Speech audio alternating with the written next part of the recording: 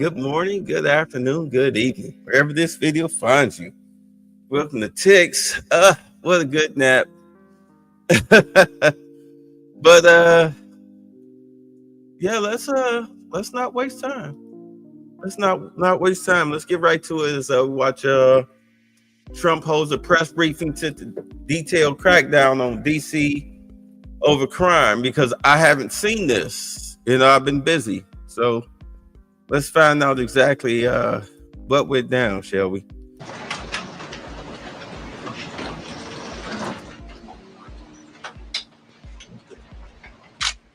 Okay, gangs all there. Cash details. Useless bonding.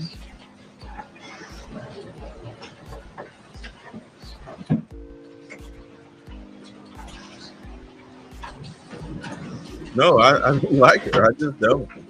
I think she's ineffective. But anyway.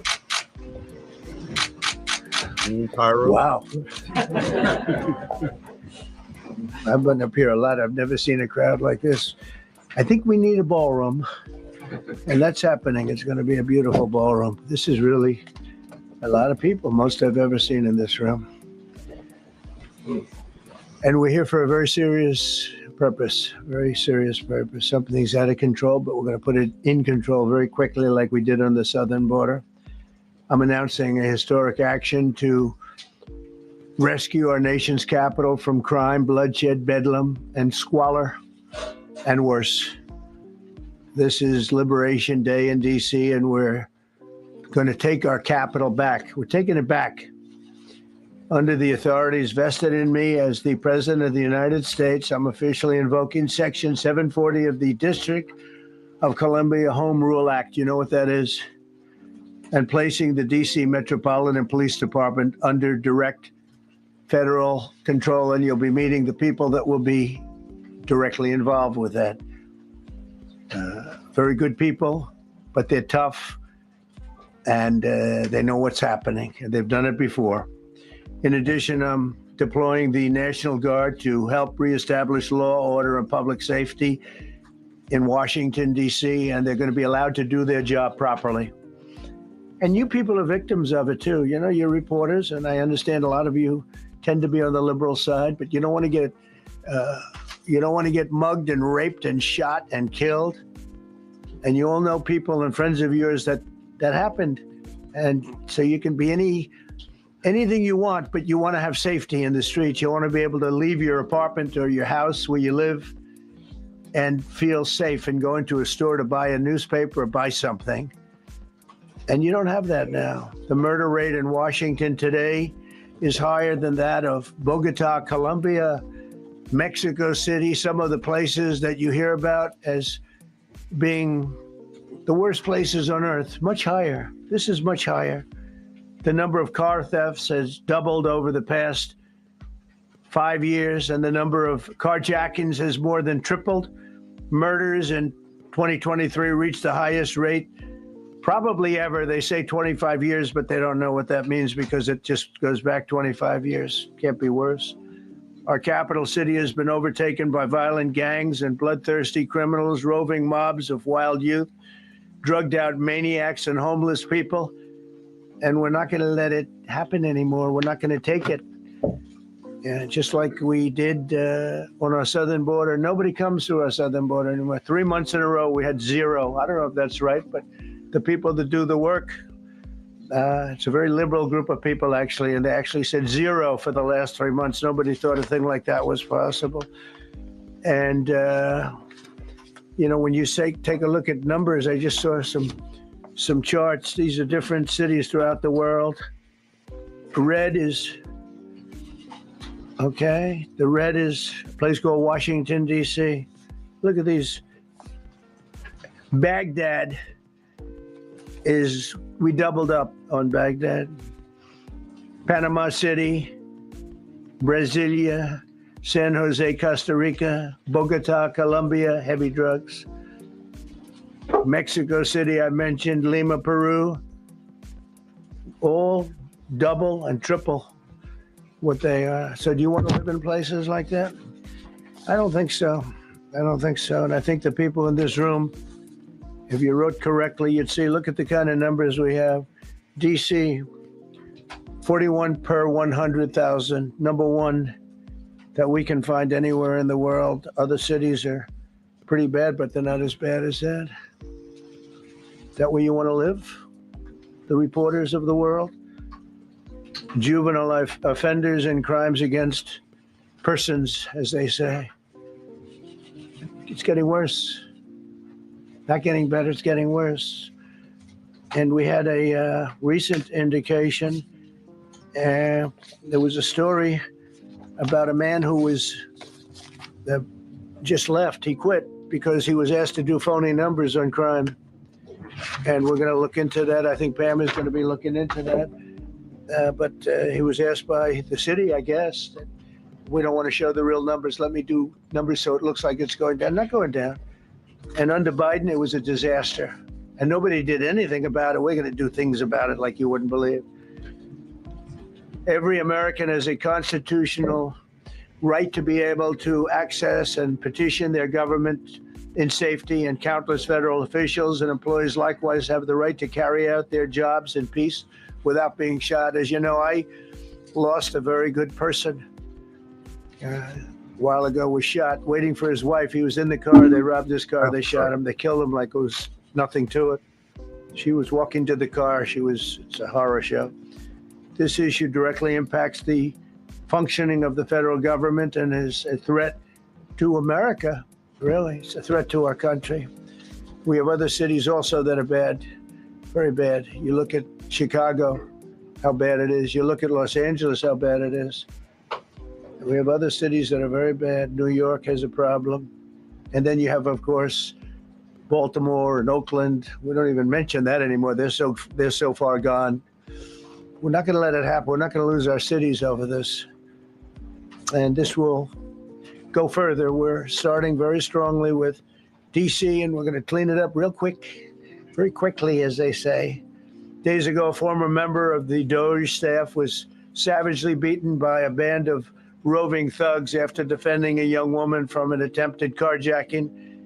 He was left dripping in blood. He thought he was dead, with a broken nose and concussion. Can't believe that he's alive. He can't believe it.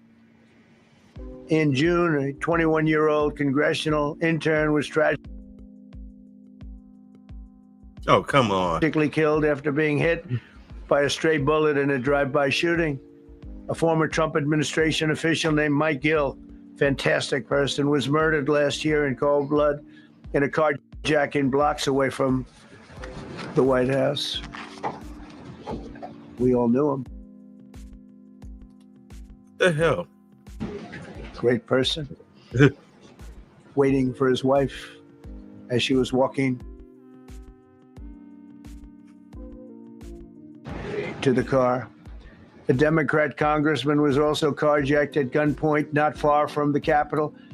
And in 2023, an aide to Senator Rand Paul was stabbed in the chest and head by a demented lunatic as he walked down the street, just absolutely for no reason.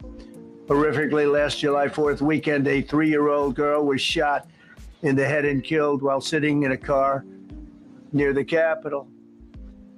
It's becoming a situation of complete and total lawlessness.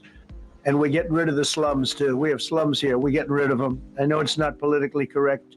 You'll say, oh, so terrible. No, we're getting rid of the slums where they live. Caravans of mass youth rampage through city streets at all times of the day. There are ATVs, motorbikes. They travel pretty well. Entire neighborhoods are now under emergency curfews. Just this past weekend, gunfire went through, and you saw that, the Navy Yard. I saw it this morning. They saw that they fought back against, they fight back until you knock the hell out of them, because it's the only language they understand. But they fought back against law enforcement last night. And they're not going to be fighting back long, because I've instructed them and told them whatever happens, they love to spit in the face of the police as the police are standing up there in uniform. They're standing. and they're screaming at them an inch away from their face. And then they start spitting in their face. And I said, you tell them, you spit and we hit. And they can hit real hard. It's a disgusting thing. I've watched that for years, for 3-4 years. I've watched them. The police are standing, and they're told, don't do anything under any such, so this, and you can see they want to get at it. And they're standing there, and people are spitting in their face, and they're not allowed to do anything. But now they are allowed to do whatever the hell they want. This dire public safety crisis stems directly from the abject failures of the city's local leadership. The radical left city council adopted no cash bail. By the way, before you say that, because I do have to interject here, I'm glad that he's finally taking on Florida's lead. As that sheriff told them, if you touch a law enforcement officer, you're going to go to the hospital, then you're going to go to jail. If you run, you're going to go to jail tired. Or you might mess around there and be graveyard dead, and we'll just, tell your family members where they can come and pick up your remains. That's a Florida policy. That's why you don't hear about protesters down in Florida acting a fool. They already know. They don't play them games. It's about time that he finally adopted that policy. But let's go on. He needs to also do that for ICE agents, most especially. They should be allowed to crack these people. You want to throw a brick, and then you catch a bullet. You throw a brick, you catch a bullet. You get your face split with a baton. No more letting ICE agents get attacked without retaliation. That should be priority number one. I guarantee you, if he said that, and then the next time ICE went to arrest somebody, and somebody got up in their face or threw a rock or something like that, and all of a sudden they caught one in the leg or got punched in their face, I guarantee you these people will calm down, especially out in Oregon.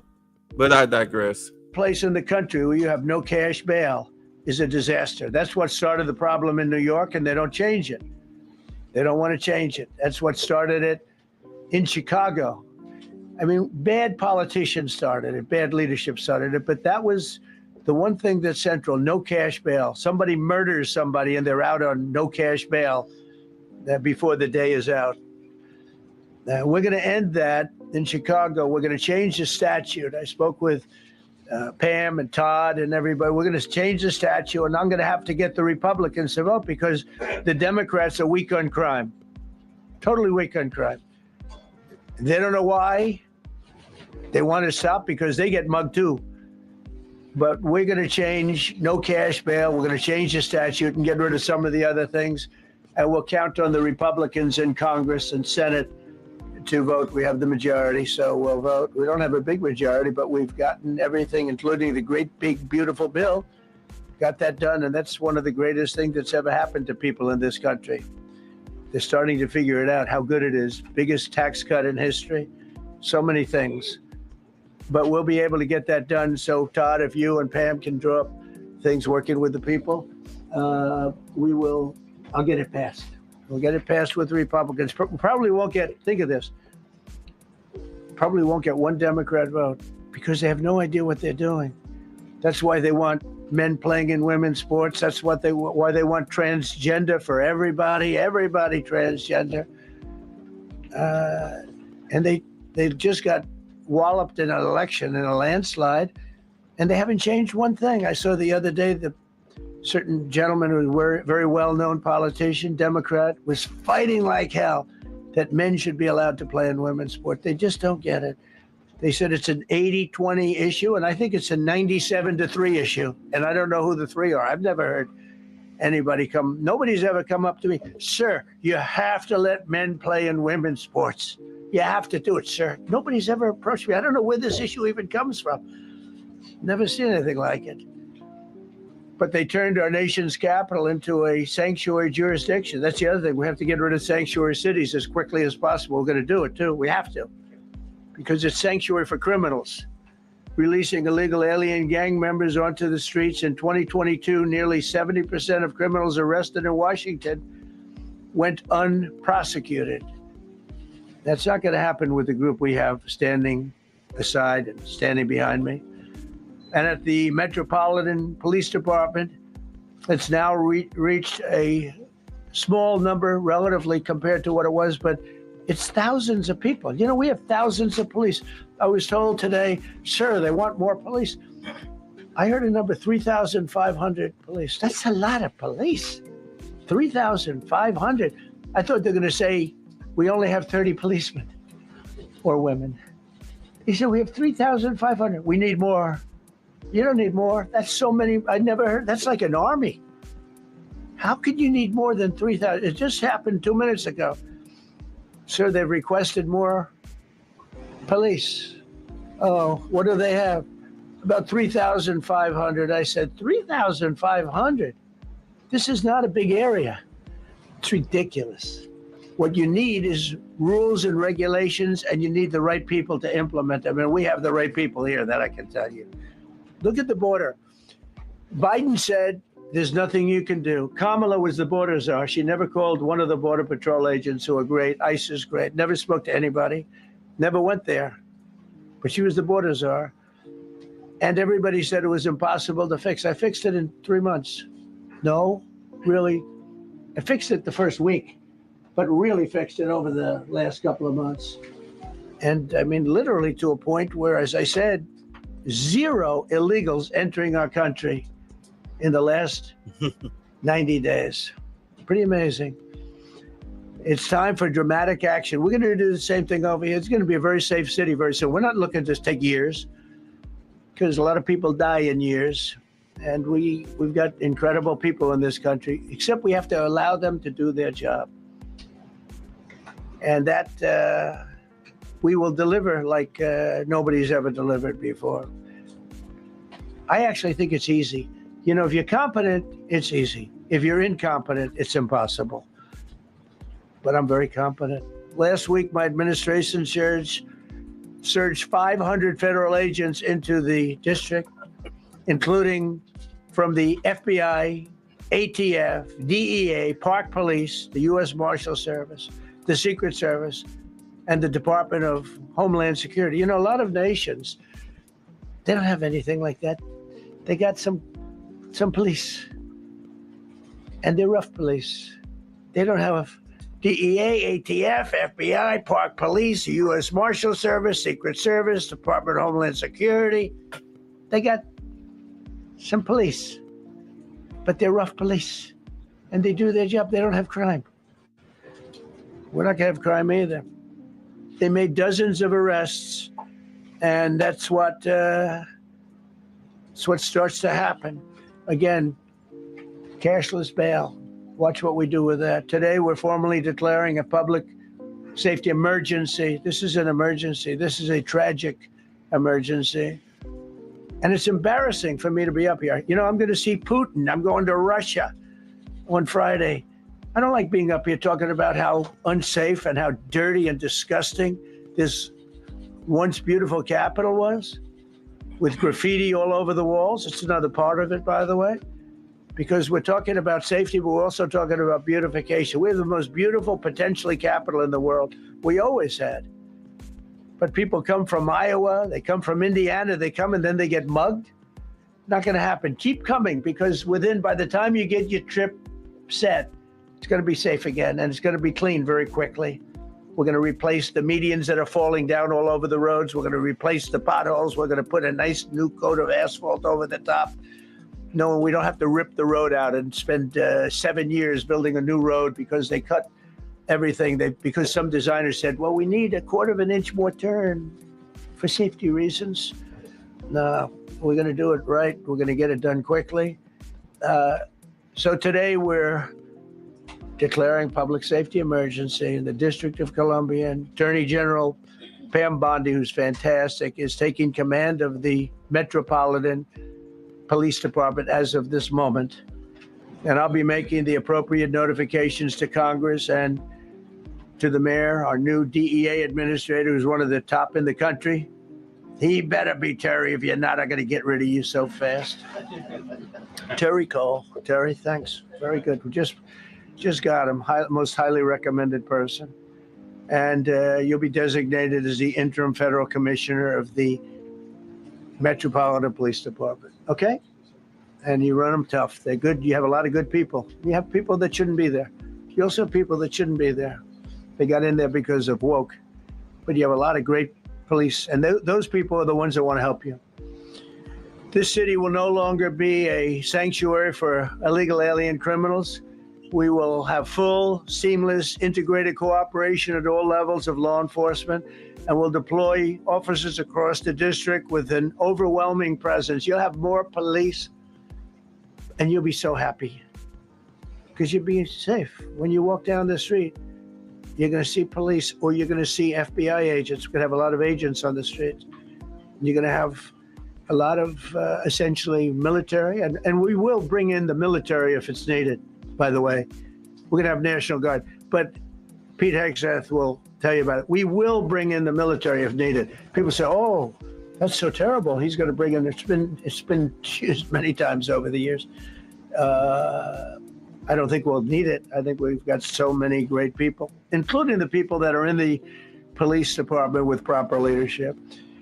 They'll immediately begin massive enforcement operations targeting known gangs, drug dealers, and criminal networks to get them the hell off the street, maybe get them out of the country, because a lot of them came into our country illegally. They shouldn't have been allowed in. They come from Venezuela. They come from all over the world. We're going to get them the hell out. They won't be here long. But some of these people, a lot of them, are homegrown criminals. And these are bad people. These are rough people. And this is just a list of some of the people that were given to me today that were criminals removed from the DC streets this weekend. They were rough and tough, but we're rougher and tougher. Look at these people here. Nothing, you know, they're not going to be your local school teacher. Look at this guy. He has killed people numerous times. They're not going to be an asset. They will never be an asset to society. I don't care. I know we all want to say, oh, they're going to be rehabbed. It's not going to be rehabbed. I'm going to ask Doug Burgum to come up and say a couple of words because he's in charge, as you know. He's Interior, but he's in charge of the U.S. Park Police. And I've heard so many great things about the Park Police. They're proud of it. They've been there for a long time. Their families oftentimes grow into the roles. They love the country. They love this area. So, Doug, could you say a few words, please? Thank you, Mr. President. On behalf of the U.S. Park Police, this is the oldest federal police force in the nation. They were formed in 1791 by none other than President George Washington. They've got the awesome responsibility of protecting our nation's most sacred monuments. The National Mall, Washington Monument, Jefferson Memorial, Lincoln Memorial, Statue of Liberty, and out west, the Presidio and the Golden Gate area. These folks have tens of millions of visitors a year, the kind of people that President Trump's talking about that come from around the country and around the world to see our sacred and learn about our history and our sacred monuments. They've been doing a fantastic job, but they are so pleased, the rank and file, that President Trump is now allowing them to enforce the law. As those of you that live in the city may know, that the circles and the triangle parks that are spread throughout DC are actually federal park property. So the U.S. Park Police also have responsibility for that. These became littered with homeless camps under the Biden administration. All of you saw that. Since President Trump's executive order on March 27th, making DC safe and beautiful again, the U.S. Park Police have removed over 70 homeless camps. And President Trump also talked about beautification. They're stopping and enforcing the laws against graffiti on our monuments. They've removed over 80 specific attacks against our history with graffiti on our monuments. So they continue to do a great job, whether it's in their vehicles, on foot, or on the mounted police that you see around the National Mall. And President Trump, they thank you. The rank and file is so happy to be enforcing the law again. Thank you for your leadership. And they're excited about the announcement you're making today. Thank you. Very good. Great job you did. Thank you very much. Pete, could you say something about the military? Well, Mr. President, it's an honor to be here. And at your direction this morning, we've mobilized the DC National Guard. It'll be operationalized by the Secretary of the Army, Dan Driscoll, through the DC Guard. You will see them flowing into the streets of Washington in the coming week. At your direction as well, sir, there are other units we are prepared to bring in. Other National Guard units, other specialized units. They will be strong, they will be tough, and they will stand with their law enforcement partners. This is nothing new for DOD. As the president noted, at the border, we've got 10,000 troops down there who've been operating in defense cooperation areas, defense zones, where there's zero illegal crossings because of troops on strikers scanning the border. We've been protecting other people's borders for 20 years. It's about time we protect our own. And we're working with ICE and CBP. In Los Angeles, we did the same thing, working with the California National Guard, working with ICE officers. ICE officers deserve to do their job and not be attacked.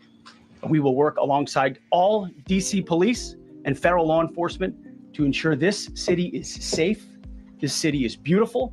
And as I always say about President Trump to the troops, he has their back. And my message to the National Guard and federal law enforcement in Washington is, we have your back as well. Be tough, be strong. We're right behind you. Thank you, Mr. President. I'm going to ask Pam, because she's now, as you heard me say, she's really in charge of a lot of what we're talking about. She's done an incredible job. And people are going to start to see the fruits of her labor. And Pam, maybe you could say a few words about what we're talking about here. Sure, President. Let me be crystal clear. Crime in DC is ending and ending today. We are going to use every power we have to fight criminals here. President, thank you for caring about our capital. Families come here every summer. Our museums are free. We have the National Zoo. We have the National Gallery. DC should be a place where everyone can come and feel safe. Behind me and to my side, we have some of the best career law enforcement and prosecutors in the country who are ready to take this on. As the president said, Terry Cole is going to be supervising the Metro Police Department. Gaddy Serralta, our U.S. Marshal, is going to be supervising command and control, the entire operation. Our Deputy Attorney General, Todd Blanche, and I will be working with them closely, along with our great FBI Director, Kash Patel. Kash is going to talk to you in a minute about what we did in Virginia recently with Governor Youngkin. Many of you covered that, and it was tremendously successful. Not only that, our secret weapon here in DC is U.S. Attorney Jeanine Pirro, one of the toughest prosecutors and a former judge. And she is going to be talking about juvenile crime, how it's out of control here, and what she's going to do to fight back. No more crime rampant in our beautiful capital. No more teenage girls beating a disabled man to death. No more of that. No more drive-bys. We're going to do everything we can. And working with the ATF Director Driscoll and Commander of the Army, we're going to all work together. That's what we all do in this room. We work together, we fight. Do not underestimate one person in this room. We're going to make DC beautiful. We're going to make DC safe again. One other thing, just at the wharf a few days ago, the area of the wharf, Terry Cole reached out to me, not even nightfall, on the weekend, where so many families and tourists go. A guy's overdosing from fentanyl on a park bench in the middle of families around. They administered Narcan and saved his life.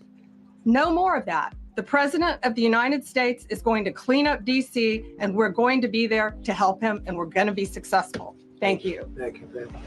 Cash, talk about Northern Virginia, if you would. Northern Virginia, we had a big success. Thank you, Mr. President. Thank you, Attorney General Bondi, for your leadership, Deputy Attorney General, and the rest of our interagency partners. Mr. President, the following is what happens when you let good cops be cops. And I just want to highlight that before I get into Northern Virginia. This year alone, under President Trump's administration, we've had over 4,000 child victims identified and found. That's a 33% increase from the same time period last year. 33% increase. We've had a seizure of 1,500 kilograms of fentanyl up to this date. That is a 25% increase since the same time period last year. And just to put it in perspective, 1,500 kilograms of fentanyl is enough to kill 115 million Americans. 115 million Americans. Cops are getting after it. The FBI has arrested 19,000 people this year alone. Thanks to President Trump's administrations, that's double than where we were this time last year. And we have also arrested 1,600 people who have committed violent acts against children. 270 of them are human traffickers of children. Mr. President, this is what happens when you have great leadership at the Attorney General with Pam Bondi. Your administration's priority of protecting the homeland and protecting American citizens and protecting our children, and the murder rates are plummeting. We are now able to report that the murder rate is on track to be the lowest in U.S. history, in modern recorded U.S. history, thanks to this team behind me and President Trump's priorities.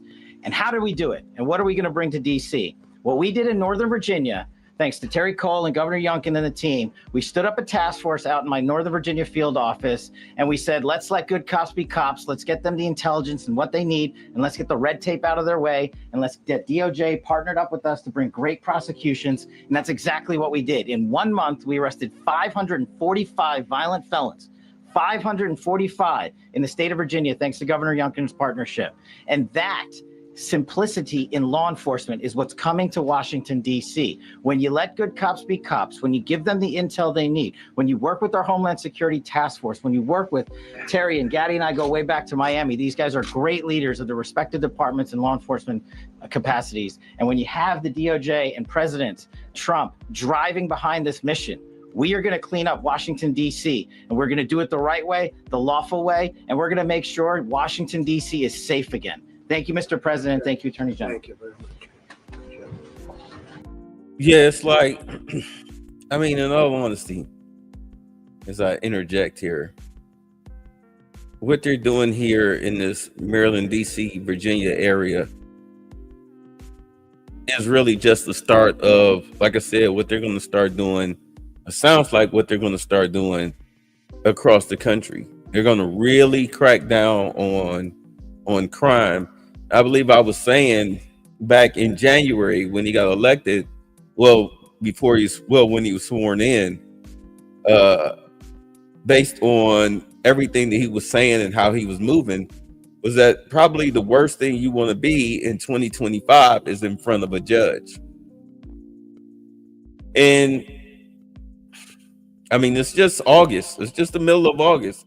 So it's like, it'll be interesting to see how all of this plays out, especially if they start going nationwide with the National Guard patrolling the streets, because I mean, you have to clean up the streets. The crime wave is just ridiculous. It's been out of hand since really 2023. It was really bad in 2024 when you had the roving gangs of YNs just raiding stores, and then of course turning the merchandise in to the middleman, which was really a middle woman. I mean, if you go by the story out in California, and of course what was going on in Dalton and Thornton Township with Tiffany Henyard, with her being able to give away like $700 TVs and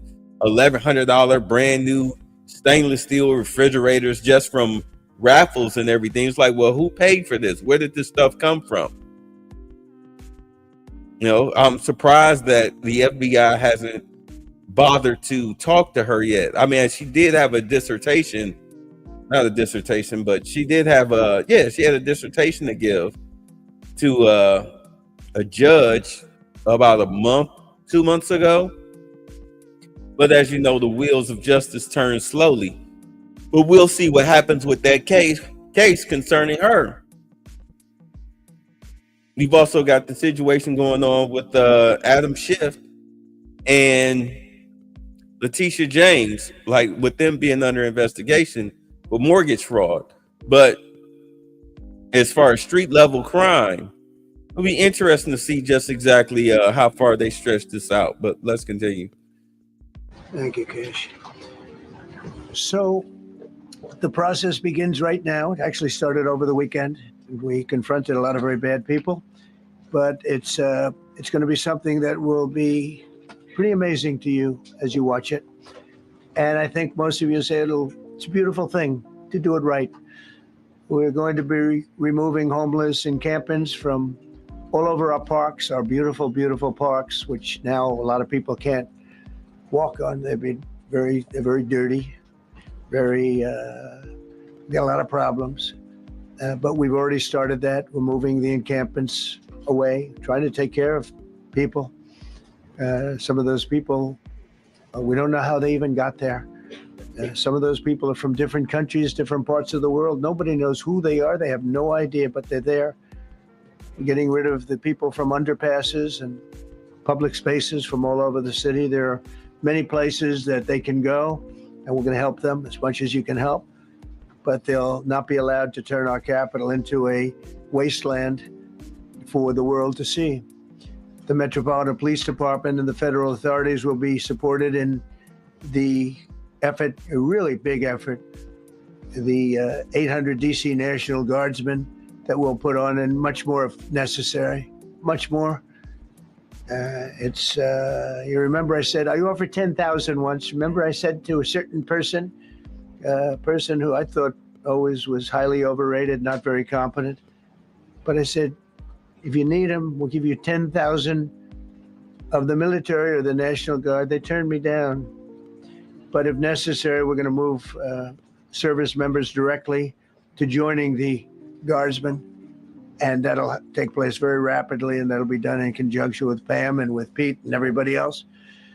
Washington, D.C. should be one of the safest, cleanest, and most beautiful cities anywhere in the world. And we're going to make it that. We're going to make it safe. We're going to make it smart. We're going to make it beautiful, so beautiful. Some of the buildings, we're going to add to it. You see what we've done at the White House. White House is a whole different building. I do that in my part-time because it's a natural instinct as a real estate person. I was very good at that, and I was very good at fixing things up. I like fixing things up. You see what's happening. The marble floors are being reinstalled, renovated, fixed. The whole place is becoming very beautiful. We're going to be adding a magnificent ballroom, most beautiful ballroom, I think, anywhere. We need it. I would have certainly loved to have had it today. I think we would have filled it up. A lot of you are standing outside, can't get in this room. I've never seen the room like this, which tells me that you want to talk about, I mean, this was a DC news conference. It tells me that you want to talk about crime in DC and beautification of DC, but I'm going to put that's easy. And I think, frankly, fixing the crime with the pros, fixing the crime is easy too. A person who I've known for a long time, and she's been incredible. She was a fantastic, one of the best ever district attorneys in New York. She was in Westchester, and she became a judge, very successful judge. And then she went into showbiz because she was such a good DA and such a good judge, tough judge, but fair, always fair. Nobody ever complained about that, but she was tough. And because of that and her reputation, she went into showbiz. So a lot of people don't, they think of Janine as showbiz. Actually, showbiz was not her thing. And she did great. She was on, along with a couple of other of my friends, on the #1 show. And she did great, but this is what she loves doing. This is really her baby. What she's going to do is going to be incredible. And I'd like to speak for just a few seconds on what she has in mind, what she wants to do. We're going to be appointing some judges. We have some open spots, and we're going to take people because the judges are letting killers out. They're just saying, go, that's okay, don't worry about it. So we're putting some Pam recommended, Todd recommended, some judges that are great. Janine recommended. Janine's given me 3 great candidates already. We have about 10 open spots, and we can probably create some more. We need them. Janine, would you say a few words, please? Thank you very much, Mr. President, and thank you, Madam Attorney General, and to all my partners here. We all want the same thing. We all want a safe city. We want a safe capital. We want to be able to bring our families here.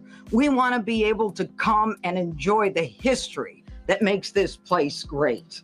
And unfortunately, we are not in that position right now. And Mr. President, I want to thank you for taking the step that we need right now to make criminals understand that they are not going to get away with it anymore. And I'm not going to stand here and go over and over the cases. But what I can tell you is this. I see too much violent crime being committed by young punks who think that they can get together in gangs and crews and beat the hell out of you or anyone else. They don't care where they are. They can be in DuPont Circle, but they know that we can't touch them. Why? Because the laws are weak. I can't touch you if you're 14, 15, 16, 17 years old and you have a gun. I convict someone of shooting another person with an illegal gun on a public bus in the chest. Intent to kill? You keep talking about that. And you know what the judge gives him? I guess it's probation. Says you should go to college. We need to go after the DC Council and their absurd laws. We need to get rid of this concept of, no cash bail. We need to recognize that the people who matter are the law-abiding citizens. And it starts today. But it's not going to end today, because the president is going to do everything we need to do to make sure that these emboldened criminals understand we see you, we're watching you, and we're going to change the law to catch you. And my final note is this. These kids understand that the jurisdiction is through the state attorney general, Brian Schwab. I did a poster of the young man from Doge who was beaten bloody with a severe concussion, a broken nose. And then I did a poster of what happens to those kids, because I can't arrest them. I can't prosecute them. They go to family court and they get to do yoga and arts and crafts. Enough. It changes today. Thank you, Mr. President. I mean, truth of the matter is they need to repeal those George Floyd laws. They need to repeal these defund the police laws. They need to repeal them. They need to repeal them. They need to repeal them.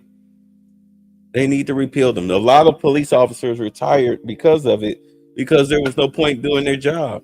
And it doesn't really matter if they were racist or not, because of you have the body cams. You're still going to prosecute police officers. I mean, of course, you had that case in Florida where the dude got cracked in his jaw a couple times. It was like, comply.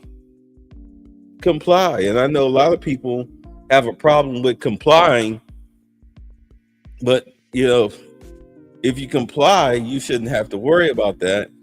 But there was just that one case so far. But we'll see what happens. We'll see how far they take it. I mean, you can speculate it might get out of hand, but the body cam will tell the whole story. I mean, look at the Sha'Carri Richardson situation. From the time the police showed up to the time she got to the station, she kept trying to throw her boyfriend under the bus.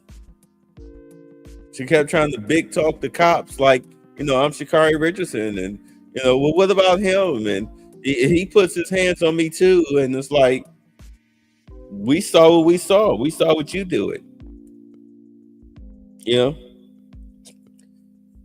We'll see how it all plays out. You're welcome. Great job. Thank you. If I could, I just signed some executive orders. I'd like to have Will please come up, and we'll let the people know what we signed. Do you want to put them down? Yes, sir. Go ahead. A short while ago in the Oval Office, President Trump signed two crucial executive actions to deal with the emergency crime conditions we currently face in the District of Columbia. The first of these was an executive order, as President Trump said before, invoking his powers under Section 40 of the Home Rule Act to take federal control of the DC Metropolitan Police Department. Along with that executive order, President Trump signed the statutorily required notification letters to Mayor Bowser and to the relevant House and Senate committee leaders.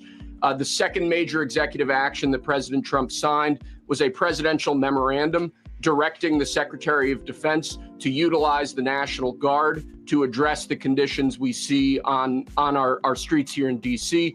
It also authorized the Secretary of Defense to work with state governors to utilize their National Guard units if necessary as well.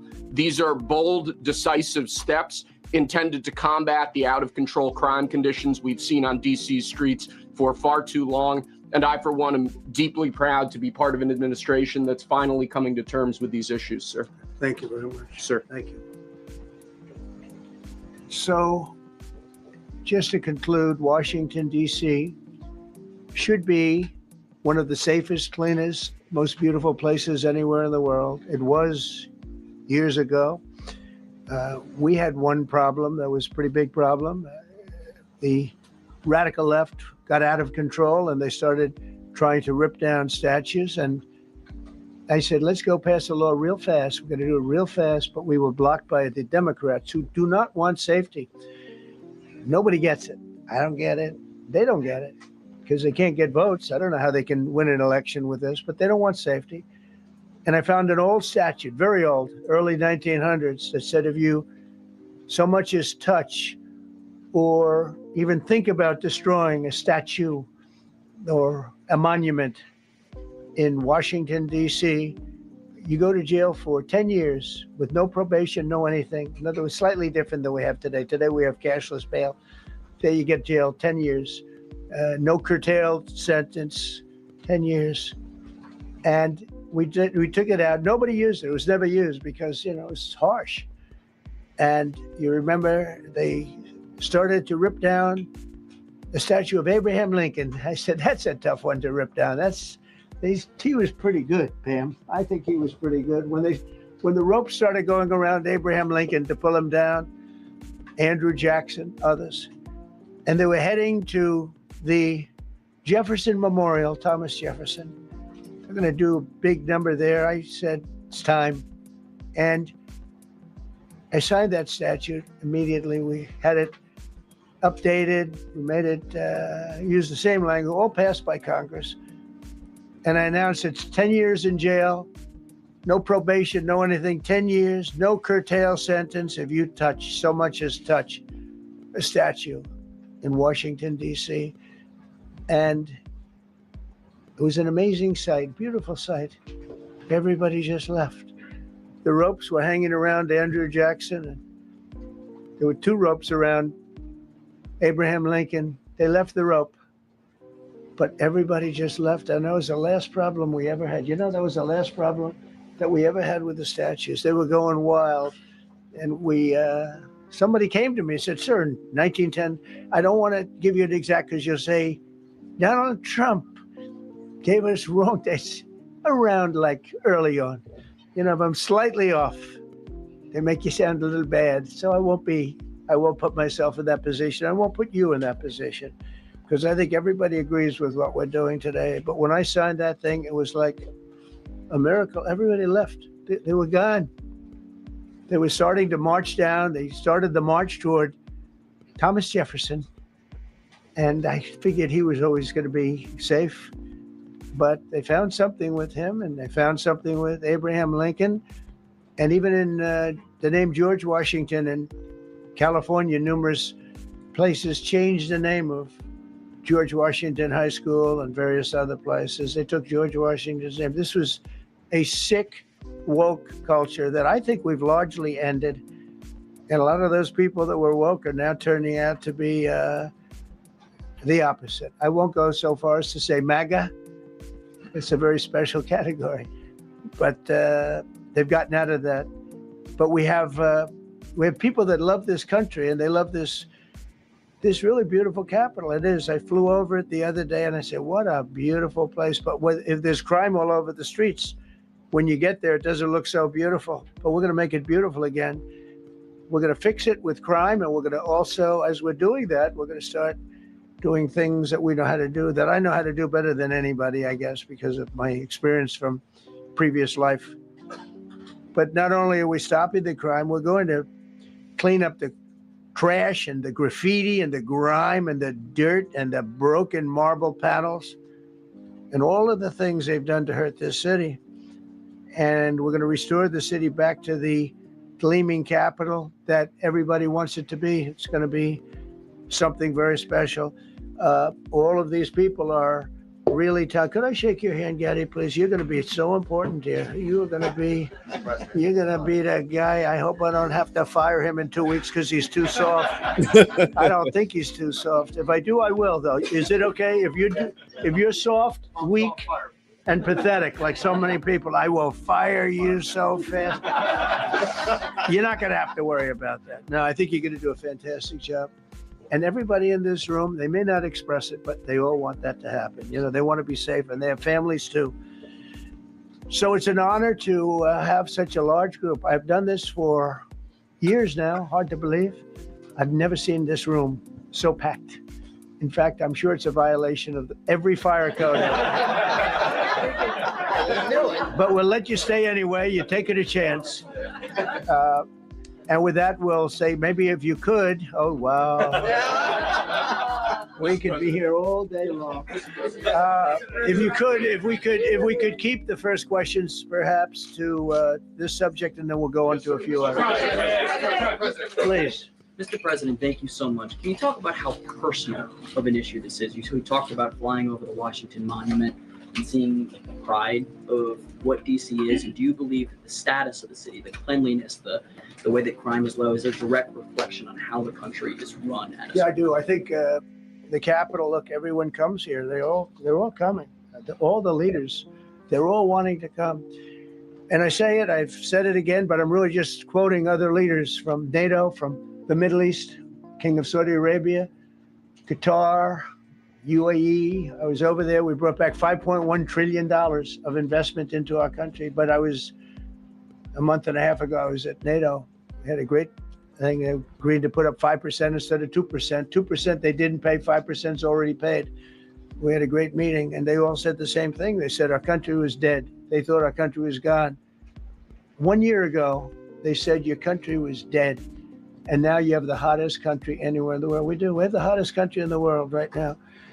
The tariffs have helped. It's given us not only the money, it's billions, trillions of dollars of money, but it gives us great power over enemies. We solved 5 wars with Pakistan and India. We just solved one. Azerbaijan and, as you know, and Armenia. War was raging for 37 years. And the 2 leaders got up and they said, we never thought this would be solved. Russia tried to solve it. They all tried to solve it. It was a very tough situation, but we got it done. And I said to the 2 men, I said, so what is this, like number 8? Is this the 8th conflict, world conflict you stopped? 7th? Are you guys friends? And they had a hard time. They've been killing each other for 37 years, right? One was there 5 years, one was there for 22 years. He said, my whole life I've been fighting this war, and you got it solved. But we did many of those. We did in the Congo and Rwanda. That's been going on for 30 years. 8 to 9 million people killed that they know of, but it was raging, and we got that solved. We got a lot of them done. It's a great honor. But you want to have, when they come, the leaders come to our country to sign documents that the war is over or whatever, or for other reasons. They come for trade. And you want them to come through so beautifully. You ride down those roads, everything should be perfect. You shouldn't have medians falling down into the roadway. Median, the metal things that are always, somebody had a great lobbyist, because I've never seen them look good. I've been looking at those things with the little, right? They're always broken, bad, but here they're really bad. And we're going to either put new or fix it. And it's not expensive. It's not really expensive. And we're going to fix our roads a little bit. We're going to clean up our sidewalks. You have countries where every Saturday, the people go out and they wash their sidewalks in front of their stores or their houses. They scrub their sidewalks. So we aren't quite at that level yet. I don't think, Gaddy, we're not quite there yet, but maybe we will. They go out and they scrub. I think it's so beautiful to hear that and to see those stories. But we're going to make it clean. But just to finish with your question, it's a very, very strong reflection of our country. And when they see a bad city, my father always used to tell me, I had a wonderful father, very smart. And he used to say, son, When you walk into a restaurant and you see a dirty front door, don't go in, because if the front door is dirty, the kitchen's dirty also. Same thing with the Capitol. If our Capitol's dirty, our whole country is dirty, and they don't respect us. So it's a very good question. Mr. President, sorry. Question for you on the specific issue. Do you expect more cities to follow DC's path if this goes through? So the idea is that Chicago, LA, San Francisco, would they expect similar action what we've seen in DC? Any other questions, sir? There's reporting that the administration is going to reclassify marijuana. Would that send mixed messages that if marijuana is okay, some drugs are okay, but we're trying to clean up crime? How do they go hand in hand? We're only looking at that. That's early, but somebody reported it, which is fine. We're looking at it. Some people like it. Some people hate it. Some people hate the whole concept of marijuana because if it does bad for the children, it does bad for people that are older than children. But we're looking at reclassification, and we'll make a determination over the next few weeks. And that determination hopefully will be the right one. It's a very complicated subject, the subject of marijuana. I've heard great things having to do with medical, and I've had bad things having to do with just about everything else. But medical and, for pain and various things, I've heard some pretty good things. But for other things, I've heard some pretty bad things. The other part of your question, we're just going to see what happens with it all. We're going to have a tremendous success in what we're doing. Other cities are hopefully watching this. They're all watching, just like everyone's watching here. They're all watching, and maybe they'll clean up, and maybe they'll do this and get rid of the cashless bail thing and all of the things that caused the problem. If you go back, this whole thing with cashless bail is a disaster. So many problems came that we never had before. So they're watching us today, and if they don't learn their lesson, if they haven't studied us properly, because we're going to be very successful. I have zero doubt about that. It's going to be. It's a question of will it be really fast, like the border. Everyone said, they used to say, Biden used to say, I need legislation. I didn't get any legislation. I called up our people, and we did a great job. Tom Homan was great. As you know, our secretary did a great job. They did a great job. There's no games. They didn't play games. And we're going to have the same thing here. But then I'm going to look at New York in a little while. Let's do this. Let's do this together. Let's see. It's going to go pretty quickly. And if we need to, we're going to do the same thing in Chicago, which is a disaster. We have a mayor there who's totally incompetent. He's an incompetent man. And we have an incompetent governor there. Pritzker's an incompetent. His family threw him out of the business, and he ran for governor. And now I understand he wants to be president. But I noticed he lost a little weight, so maybe he has a chance. You never know what happens. But Pritzker. Roast session. But now okay, so what he just said about Pritzker, now it makes sense because I heard he was a billionaire. Like earlier this month, I heard he was a billionaire. And I'm like, well, how is he a billionaire? So I looked it up and I saw, his family, Pritzker's family is, they're head of a hotel chain. But nobody never mentioned it. But now I see why. Because if you listen to Trump, he's, shameful. But let's continue. He's a gross incompetent guy thrown out of the family business. But when I look at Chicago and I look at LA, if we didn't go to LA 3 months ago, LA would be burning like the part that didn't burn. If he would have allowed the water to come down, which I told him about in my first term, I said, you're going to have problems, let it come down. We actually sent in our military to have the water come down into LA. They still didn't want it to come down after the fires. But that was it. We have it coming down. But hopefully LA is watching. That mayor also. The city's burning. They lost like 25,000 homes. I went there the day after the fire. You were there. And I saw people standing in front of a burned down home. Their homes were incinerated. They weren't like, even the steel was literally, it was all warped and literally disintegrated because of the winds and the flame and the whole thing, like a blowtorch. They were standing on this beautiful day, maybe a couple of days after. We gave it a little time because what they had suffered. almost 25,000 homes. And you see what's happening now. They didn't give their permits. I went to a town hall meeting. I said, we're going to get you the federal permits, which are much harder. Almost immediately, Lee Zeldin is a star. He did an incredible job. They have all their federal permits. They don't have their city permits. And the mayor said to me, we think we could have them in 2 years. I was walking down the street and I met with firemen and police. And I was saying hello to many people that were standing in front of their homes with yellow tape. You can't go in. You can't go onto the lot. And those people wanted to start rebuilding the homes then and there. And the mayor said, we should be able to get them the permits within 2 years. I said, that's a shame. 2 years. Are you kidding? I'm going to get them the federal permit like almost immediately, 2 years. And she roared back, well, maybe 1 year. The place was booing her out of the place.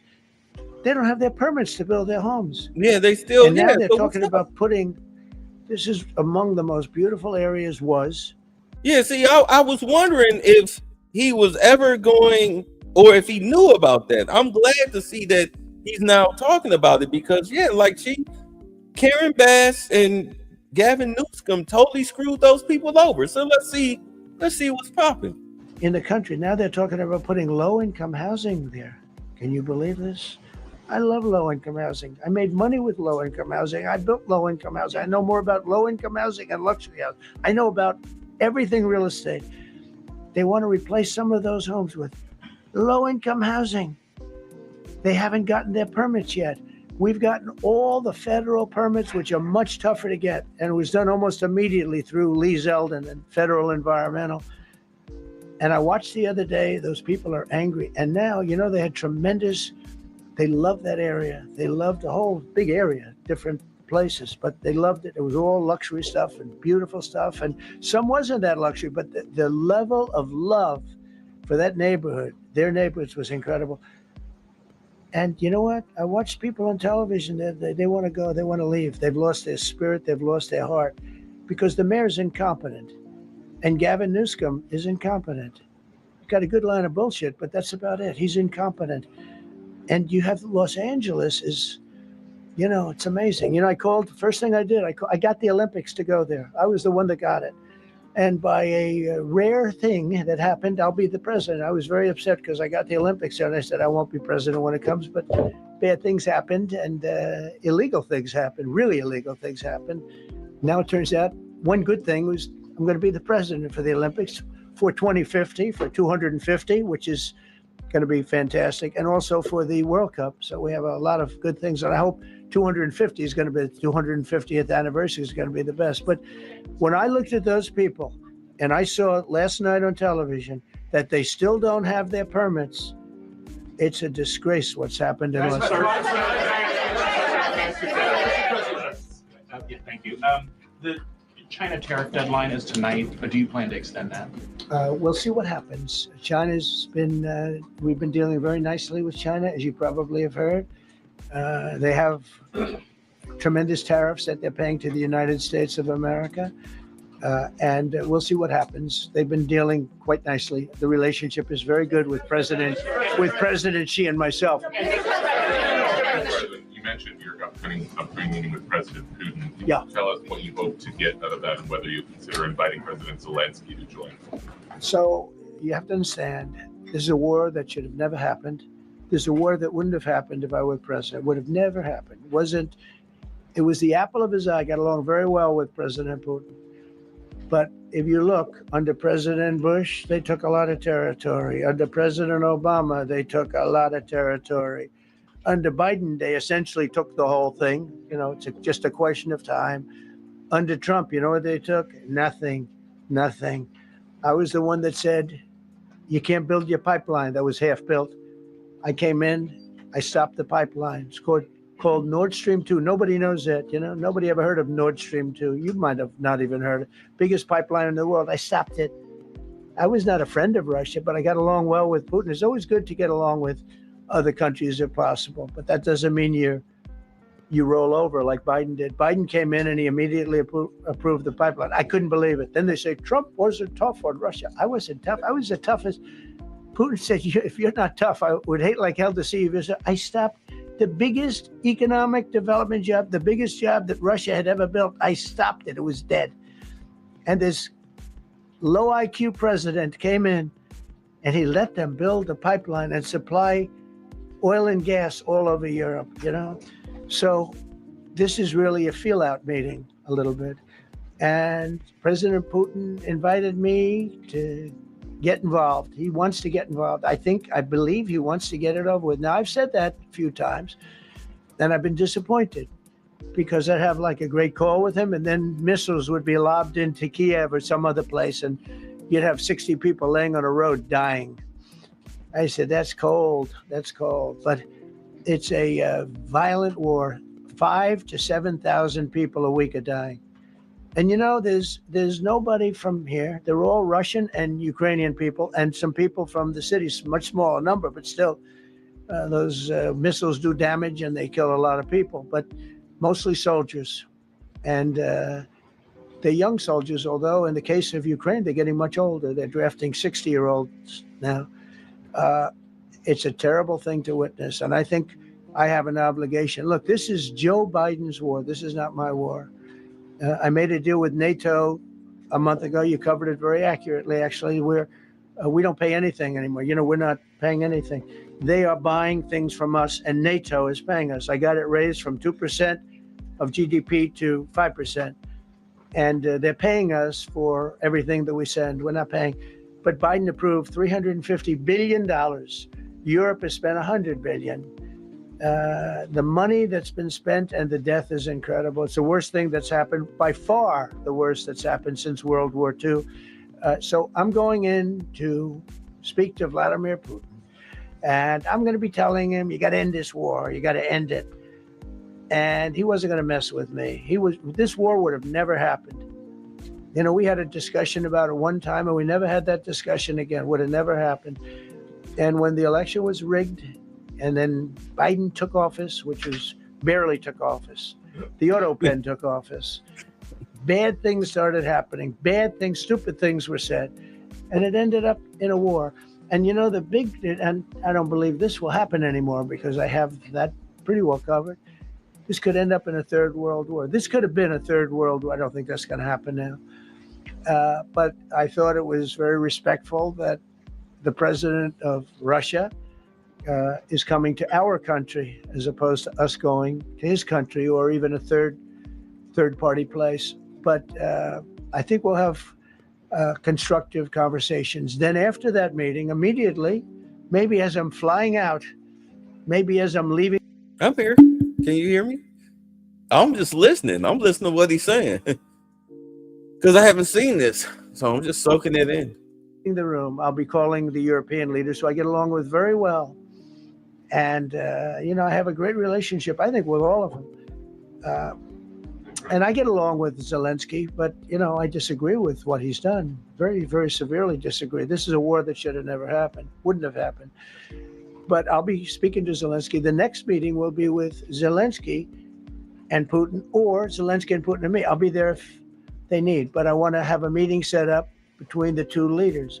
I was a little bothered by the fact that Zelensky was saying, well, I have to get constitutional approval. I mean, he's got approval to go into war and kill everybody, but he needs approval to do a land swap because there'll be some land swapping going on. I know that through Russia and through conversations with everybody to the good, for the good of Ukraine. Good stuff, not bad stuff. Also, some bad stuff for both.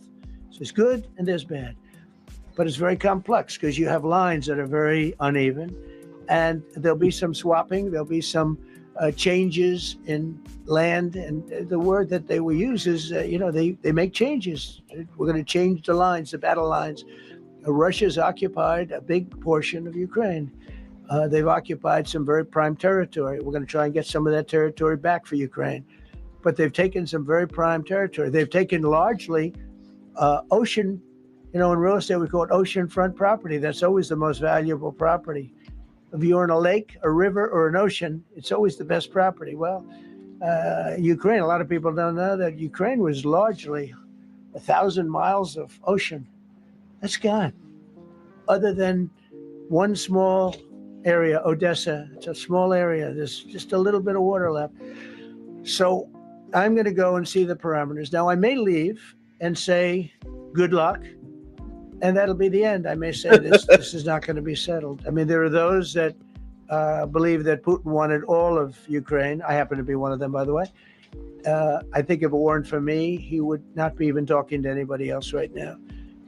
But I'm going to meet with him. We're going to see what the parameters are. I'm then going to call up President Zelensky and the European leaders right after the meeting, yeah. And I'm going to tell them what kind of a deal. I'm not going to make a deal. It's not up to me to make a deal.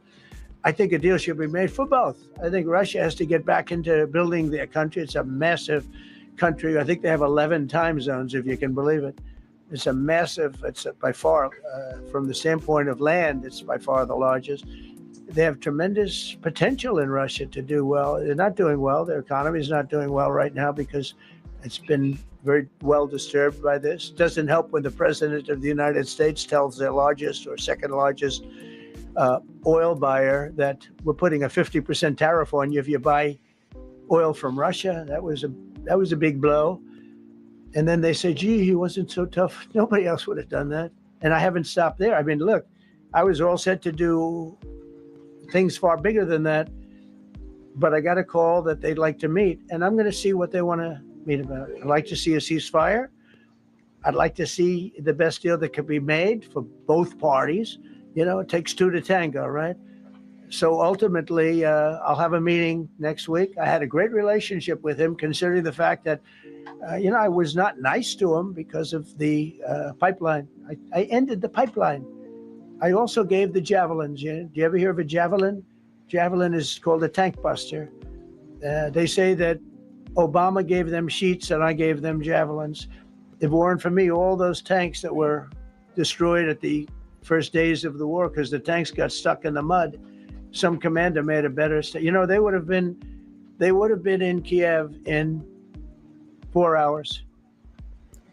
Keep in mind, though, I mean, after the whole Russia hoax, Russia, that garbage,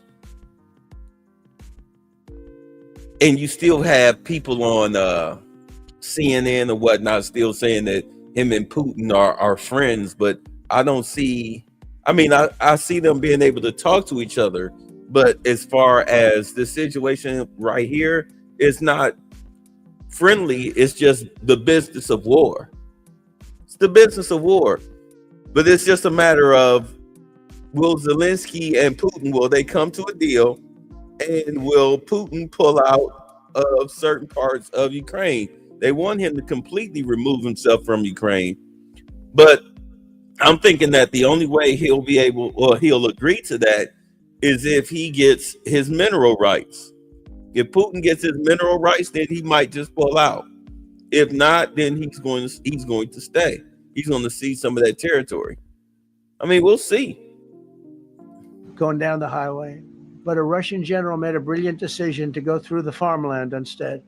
And they just had torrential rains, and the rains were so bad, and it was mud, and those tanks got stuck in the mud. I don't know who that general is, but knowing Vladimir, he's probably not around any longer because all those tanks were stuck in the mud and they went along with the javelins. I gave them the javelins. You know that, right? I gave them javelins. They gave them sheets. What's up, Carlton? But I'm going to meet with President Putin, and we're going to see what he has in mind. And if it's a fair deal, I'll reveal it to the European Union leaders and to the NATO leaders, and also to President Zelensky. I think out of respect, I'll call him first, and then I'll call them after. And I may say, lots of luck, keep fighting, or I may say we can make a deal. If not, I will tell you this. I've seen a poll coming out of Ukraine. 88% of the people would like to see a deal made. And if you go back 3 years, everybody was gung-ho for war. Everybody's gung-ho for war until you have it. It's an amazing thing. I had it with a couple of countries where I couldn't get a deal done with one particular country. And I just couldn't. The guy's great. He's a friend of mine. Great. Good leader. Tough as hell. I couldn't get the deal done. And then he went into war for a short period of time. You know where I'm talking about. First term. And it was nasty. Guys being killed all over the place. And he went through 1 week of war, and I was able to get the deal done. He said, "This is nasty." Yes, please. Yeah, just to follow up on what you were saying there. First of all, Volodymyr Zelensky is not invited on Friday? He wasn't a part of it. I would say he could go, but he's gone to a lot of meetings. You know, he's been there for 3.5 years. Nothing happened. And what is the definition? I mean, do you want somebody that's been doing this for 3.5 years?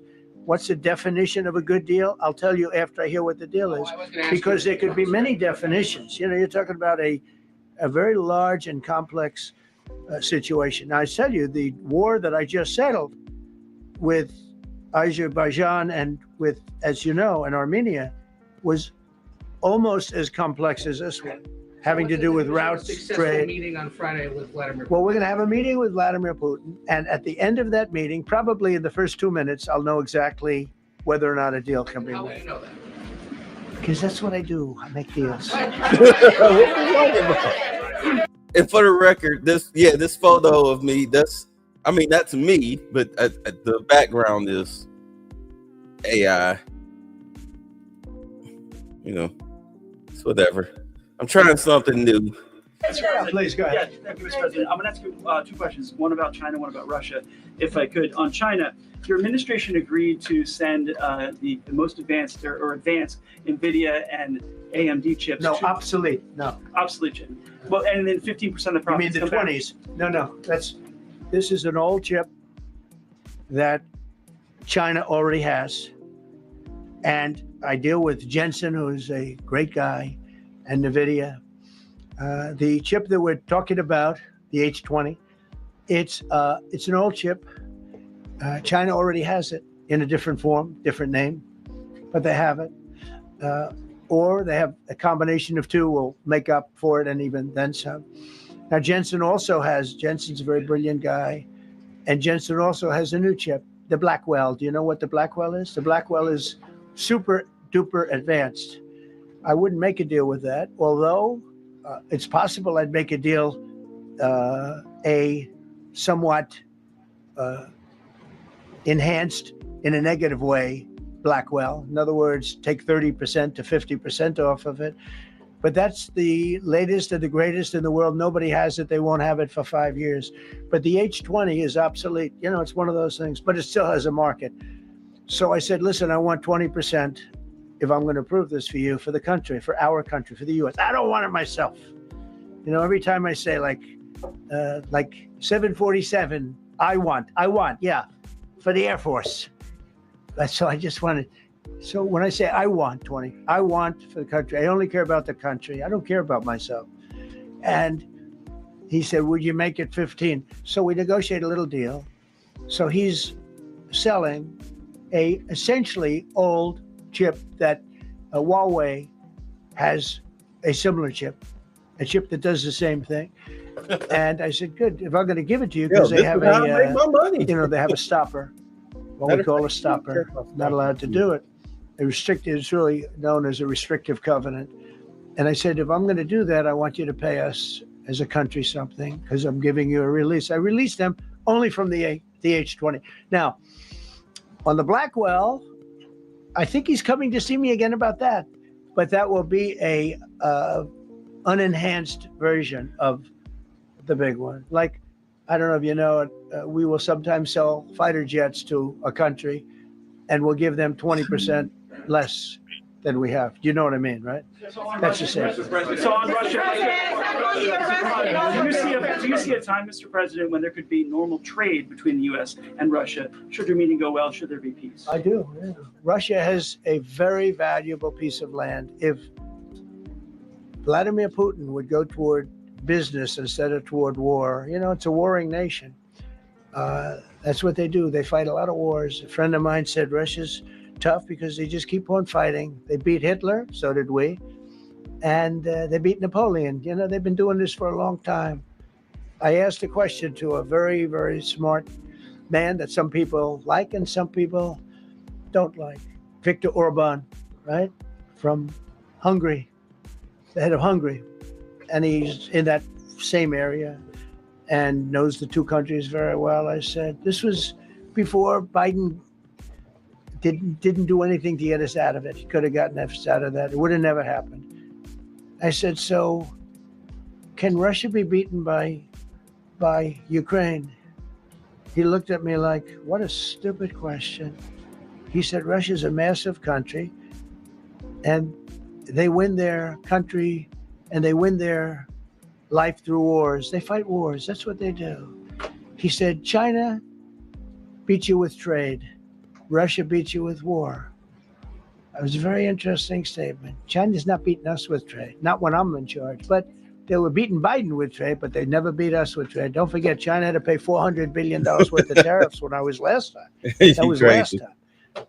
And if we didn't have COVID, all of this stuff we would be loaded. We're finding hundreds of billions of dollars of cash is pouring into our country now because of tariffs. And all we're doing is we're doing what they do to us. It's so beautiful to see it. They found last month, as you saw, $25 billion of excess cash flow. They're saying, where did it come from? I said, I'll tell you where it came from. It came from a place called tariffs, and we're doing very well. We're really doing well. But I expect to have a meeting with Putin that I think it'll be good, but it might be bad. And I'm here for one reason, to get rid of a war that somebody else started. Should have never happened. And if I could end it, great. Complex war, a lot of bad blood, But Zelensky's been there for 3.5 years. So if you put him in a room, now I will say this, ultimately I'm going to put the two of them in a room. I'll be there or I won't be there. And I think it'll get solved. Yeah, please be happy.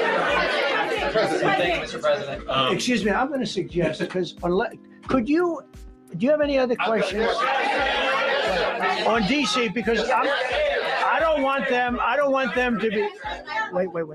These are incredible people. I don't want them to be standing up here on subjects. Does anybody have a question of them? And then you guys can leave. Damn, he's yelling. Okay, a question, Brian, go ahead. Thank you, Mr. President. All right.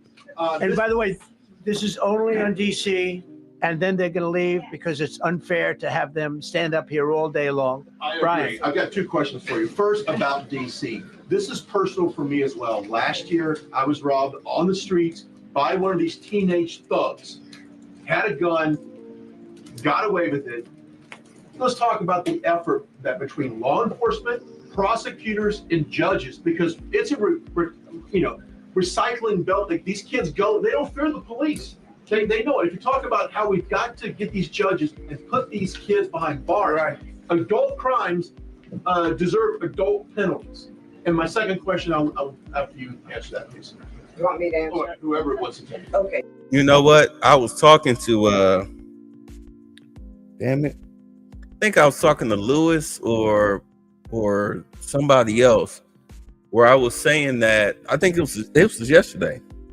It wasn't the day before. I don't know. My days have been bleeding together. But I was saying the thing is about policing is that, like when dude got punched in his face, when you are resisting arrest like that, when you're dragging out you're making what could be a simple ticket. You're now trying to argue your case out there on the street, where you're trying to call for the head overseer. As far as like in the, this probably pisses y'all off, but I don't care. But when you have the low IQ racist, black folks talking about call your supervisor, you really think the head overseer is going to come and give you a pass? You really think the head overseer is going to come and say, well, don't send him to jail? Nah. When you start resisting arrest and talking crazy like that, you get what you get. And and really, because of everything that's been going on lately, as far as with Biden's administration, people have lost that healthy respect. I remember saying fear, but let's take it back. Fear is the wrong word. let's say respect. They've lost that healthy respect for police and understanding that they are the authority figure out there on the streets. They outrank your mama, so ain't no point in calling your mama is not gonna get you out of jail. It's not gonna she's not gonna be able to stop you from getting arrested. Calling your daddy's not gonna stop you from getting arrested. They outrank everybody, and calling for the head overseer to come and try to mitigate you from taking the loss is not going to work. So what you wind up having is these people, they're looking for an excuse. And I said this earlier today. They're looking for a confrontation. They're trying to force a confrontation between them and the police officer to where they get punched in their face, and then that way they can sue.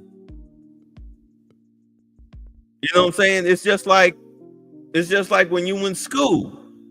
You in school and somebody agitating you.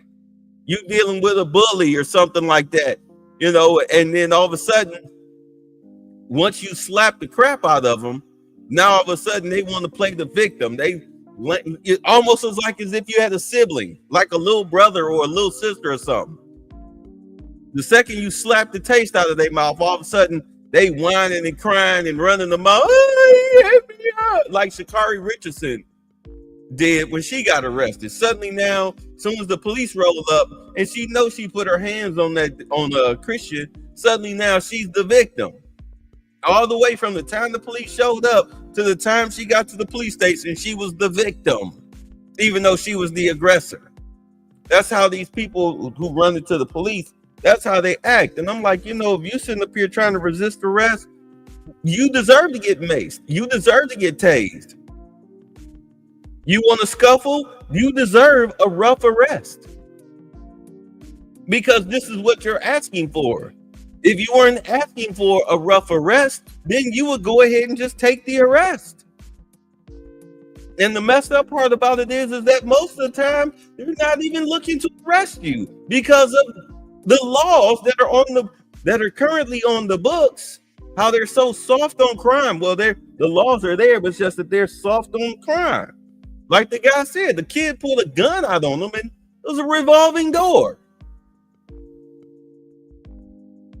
And then if you body slam one of these fools and they lose a couple of teeth after you just chase them down, after them pulling a gun on somebody, oh, you're a bad cop, police brutality. Get the what?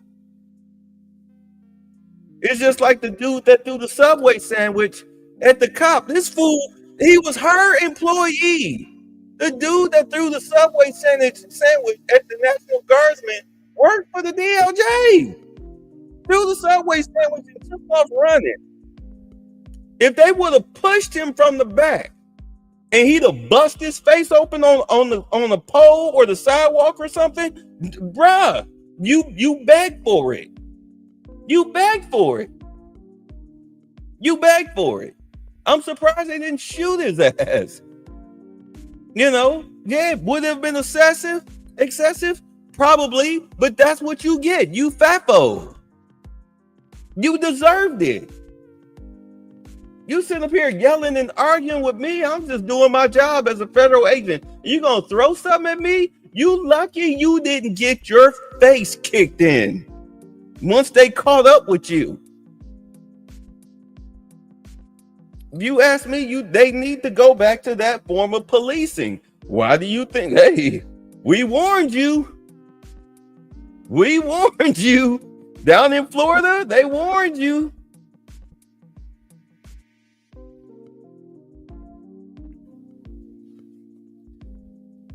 Okay, it's real. Do you want me to answer it? Here's the problem. Assuming that they're trash. I can't stand her as a freaking DA. 17 years old, I can get the case.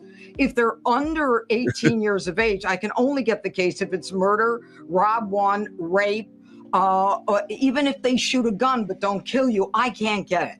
So the law has to be changed. As the president said, counsel's bail. That has to be changed. All right. Then, even assuming I get the case, I get jurisdiction, I get a conviction, the DC Council has given the judges the ability to give probation on shootings.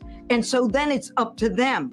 All of these things, the Youth Rehabilitation Incarceration Reduction Act, and now they want to seal records. So if we work hard, we get a conviction, they want to wipe it out. So that needs all to be changed. Okay, Mr. Question. Pam, would you answer that also? Yeah, here come this Yeah, and just feckless, back to that topic. useless. Let's be clear though, we're going to charge them and we're going to track every single thing they do throughout every Oh, here she come with her finger wagging and her tough talking. We're gonna charge them. We're gonna. You got all these people under investigation and the files are all on your desk, but nobody's going to jail. Nobody's going to jail under you. You're a horrible, horrible choice as step of the court process and report back to you and let all of you know what's happening to them, because the people who are prosecuting them, the judges who are trying them, they also need to be held accountable. Mr. President, you also made a comment. You made a comment in your office here. This is the most people we've ever seen in this briefing. I've never seen ever, right? Yeah, I've never seen any. Where's Caroline? Where's my superstar? Yeah, where's Carolyn Levitt, the sniper? Where's Caroline? Come here, Caroline. That's my thumbnail, by the way. Caroline Levitt, made by Red Pill, Sleeper Cell. Come here, Caroline. Come here. Yeah, bring the sniper Is she up. doing a good job, by the way? Come here. Is this the largest crowd that you've ever seen? This is definitely the most packed briefing, and I think all of you would agree. I think it's why we need to build a ballroom. Mr. President, I have a better idea. Now, keep in mind, they talking about some Trump. Oh, he's a dictator and all of this stuff.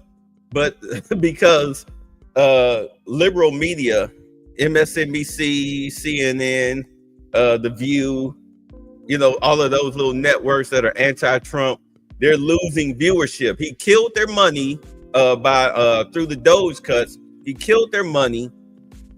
And now they're, of course, killing the NGOs through the Doge cuts, of course.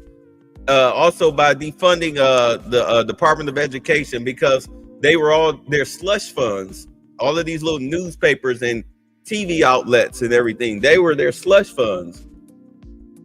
So because nobody's watching their networks anymore, whatnot, they're trying to call him a dictator. But yet this room is full of people, because the first thing that he did when he was in office, he opened up, y'all remember, he opened up the media to everybody. If you were a podcaster, like myself, us YouTubian struggle streamers, he opened up the media room to everybody. It was just a matter of you being able to get credentials. All these people have credentials in the White House, and all of these people, well, not all of them, but the majority of them in here, either they're fair and balanced, or they're right-leaning, and they're cleaning up. They're making a fortune. Meanwhile, CNN is firing people. MSNBC is firing people.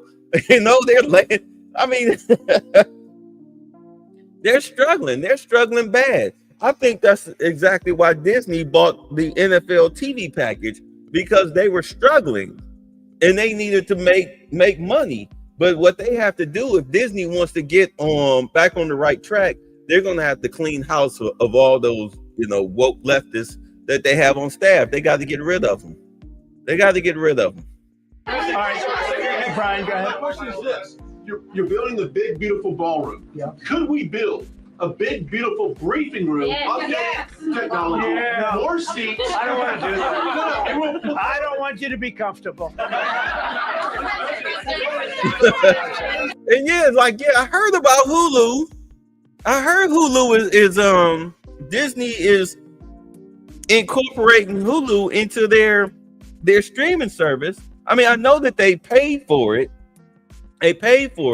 But they're pretty much getting rid of Hulu. And I'm like, no. Some of the best shows I watch are on Hulu, but they've been on hiatus. The seasons are over. And I'm like, man, are you kidding me? Like, I'm about to lose Hulu? because I do not want to buy Disney Plus. I do not want to give Disney any of my money, but I'm gonna be forced to do it because of their NFL package. We'll see what happens. But yeah, too much Rainbow. Rainbow is losing. Let's go. So no, I don't want to make life comfortable. So look.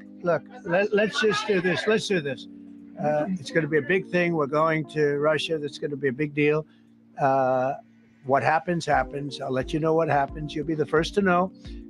I'll be calling the European leaders. I'm going with totally. I mean, we have a lot of talks. They're great people. They're great leaders, actually, and they want to get back. Honestly, as one of them said, I've OD'd on trying to settle Ukraine. They've OD'd, meaning they've overdosed on the settlement of Ukraine.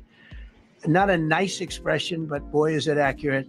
They're tired of it. They want to get back to spending money on their countries. You know, Biden gave them $350 billion. Europe gave $100 billion. It should be much more than that. Shouldn't have been that kind of, they should have had equalization, but they didn't. But you know what? Still a lot of money. They want to get back to building their own countries. They really want it resolved. My relationship with the European leaders, as you saw, is extremely good. It's perfect. It's beautiful. Yeah. Okay. So you asked, will Paramount be next? But you know, CBS Paramount was bought out by. They were bought out by another company, and of course, what happened was Trump had that lawsuit with CBS, with CBS, because they doctored Kamala Harris's interview, which is election interference, and CBS was taking government money. They were taking federal government money.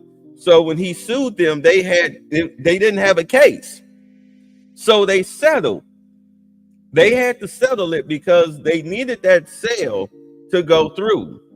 You know, that whole Star Trek. Star Trek does not keep Paramount alive.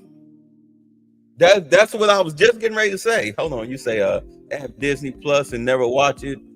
Let's see, Read Bing is had 3 times the amount of commercials than cable TV. Oh, reason being is they have 3 times the amount of commercials than cable TV. Yeah, I mean, outside of the Star Wars stuff, I could care less. But Star Trek was losing Paramount money. This is why they had, one of the reasons why they had to sell. They were trying to bring that franchise back because that's their main franchise. But the guy that's doing it, he is I'm trying to think of that nerdy guy, the one that did the last 2, that did the Star Wars movies. Good Lord, because he hasn't made a movie since. I cannot think of his name. But Alex Kurtzman is like his understudy. It's like his understudy. All they do is just make stuff flashy and big bangy and all that stuff. So it's garbage. It pretty much destroyed the lore of the Star Trek franchise, and people didn't like it. So, plus the storylines are stupid. They were interjecting all that DEI crap in it. So the Star Trek franchise was losing money. No, not George Lucas. George Lucas is the reason why we have Star Wars. No, the nerdy dude. What is the nerdy dude? The nerdy dude. He did the Star Trek movies. The bastard that did the Hannibal TV show. Dang, what is his name? I cannot think of that guy's name for nothing. But at any rate, yeah, he pretty much destroyed the Star Trek franchise. J.J. Abrams, thank you, Blood Boiling. Thank you, J.J. Abrams. He destroyed the legacy of the franchise. It was fine with the movies because he put the movies in a different timeline. But as far as like the original Star Trek series, Kurtzman brought that back and he just totally ruined it. He totally ruined the franchise. And they couldn't fire him because his contract made it to where he could almost bankrupt the company. So they were stuck with him. And the only way they could really get off him up under his contract was if they sold the franchise. and they had been trying to sell the franchise for like years, but couldn't. So instead, they just, especially because of the lawsuit, they finally found a buyer just to buy CBS as it is, everything, their whole entertainment spectrum.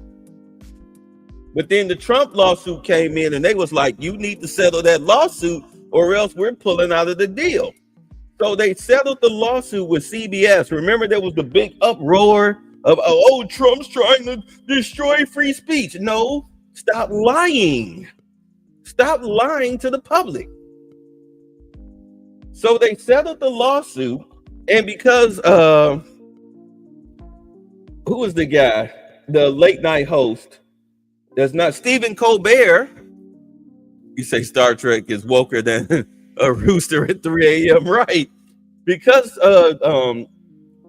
Stephen Colbert was losing $40 million a year, you know, because he's not funny, and a lot of people don't even watch late night TV like that. You know, and he's just so anti-Trump, that the new corporation, they was like, oh, by the way, yeah, we're canceling him. He's fired.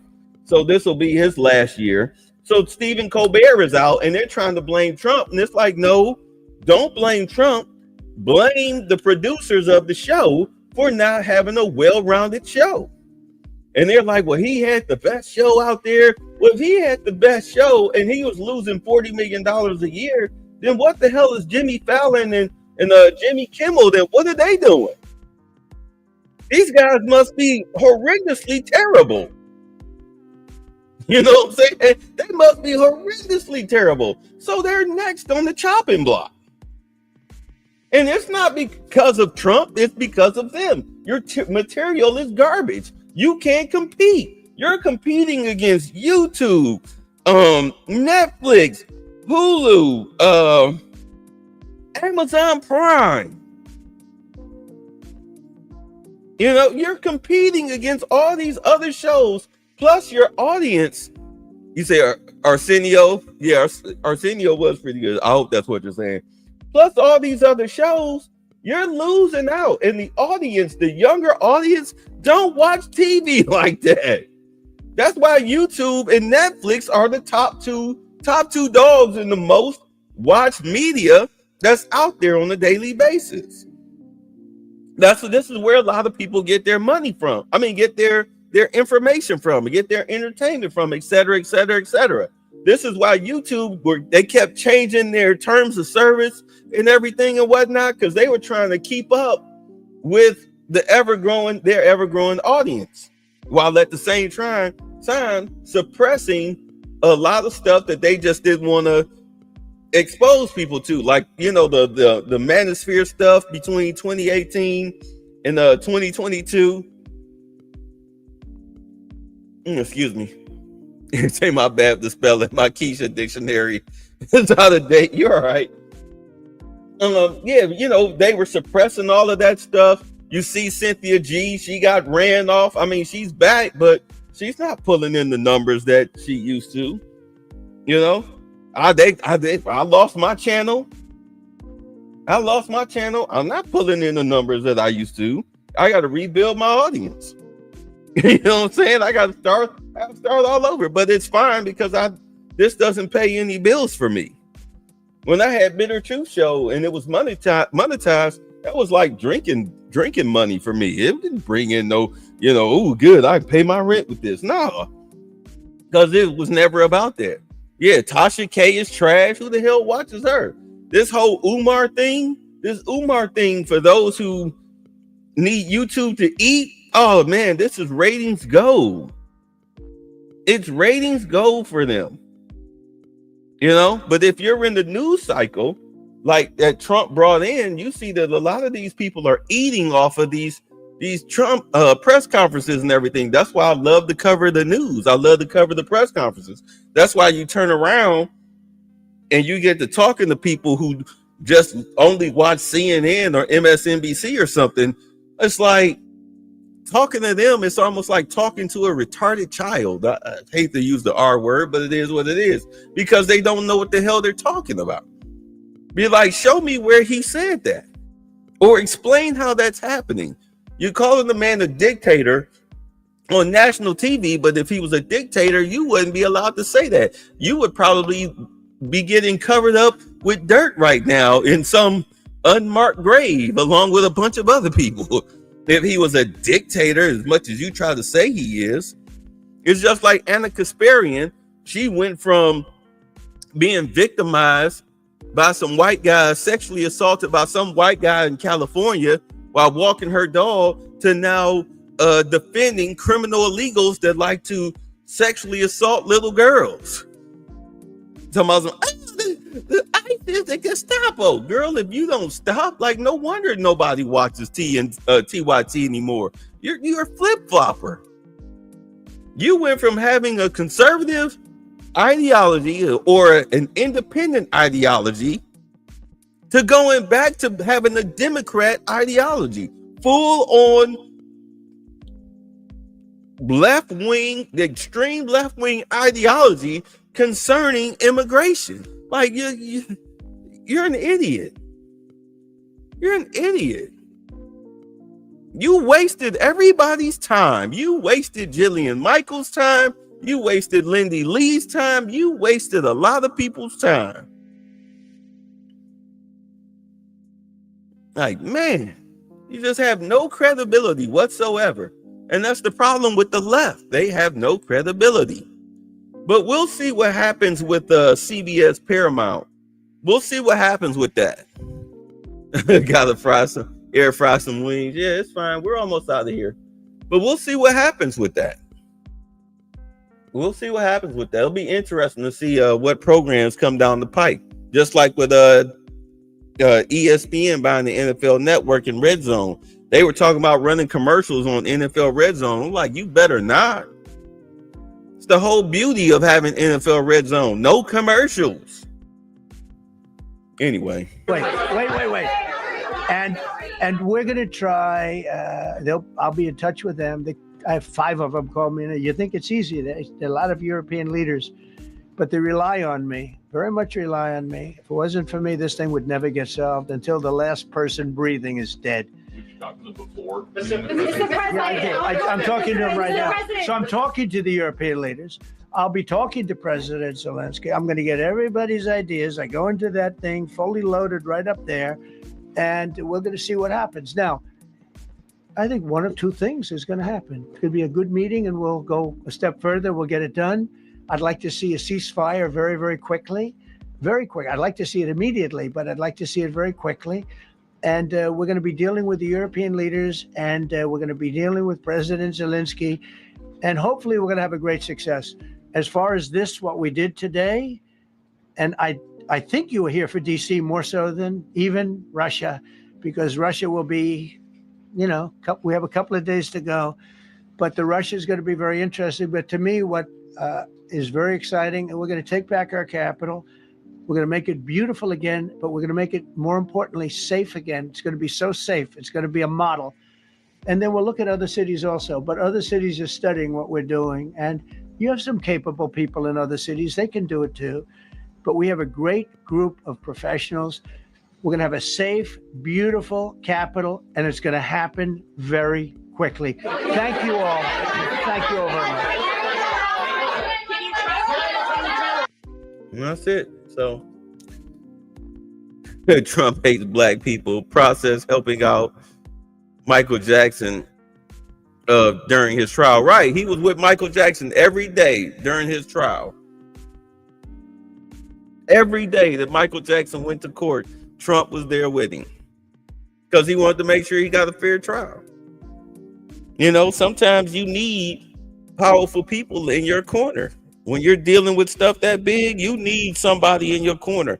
And Trump at that time, he wasn't president, but he was a powerful force, not just in Hollywood, but also in business.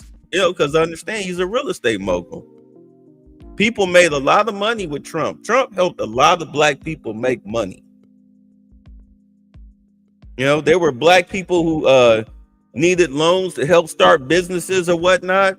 Trump loaned them the money. They came back with the check. Here you go, Mr. Trump. I appreciate the loan. I'm paying you back. Trump ripped up the check. Keep it. Like, I don't need it. I'm good. You know, what's 100,000, 150,000, 2 million? Yeah, that's Janet. Yeah, what's $2 million? What's $500,000? Like, I just made $500,000 taking a piss. You know what I'm saying? Well, you keep this. You keep it. You good?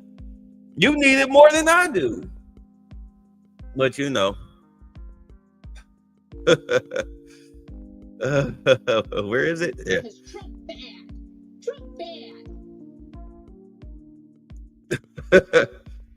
At any rate, good to be back. I know I'm trying to redo my avatar for my sports channel. But I forgot how I made this avatar. Ain't that about to flip? But I'll figure it out. And because I really want to talk about the Shedeur Sanders situation. But I mean, bottom line, the whole Shedeur Sanders thing is RELAX. Relax. Just relax. Relax. Especially as a longtime Browns fan, forever Browns fan, relax. He had a decent outing, an average outing against second and third and fourth stringers. Chill out. Chill out. And I think he got hurt. I think he's nursing an injury right now. But, do understand he's a 5th round pick. And the biggest thing that hurt him in the draft, it wasn't a collusion thing. It was the way he handled himself when he went and interviewed with the Giants. Everything that happened that leaked out about what happened when he was at the Giants facility, showing his ass, turned out to be true. And these GMs, they talk to each other. So he hurt his own draft stock. He was lucky to be drafted in the 5th round. All right. Well, he was great at Colorado. If you don't have a running game and all you do is 3 and 5 wide, all you do is throw the ball, you should put up 4,000 yards in the season.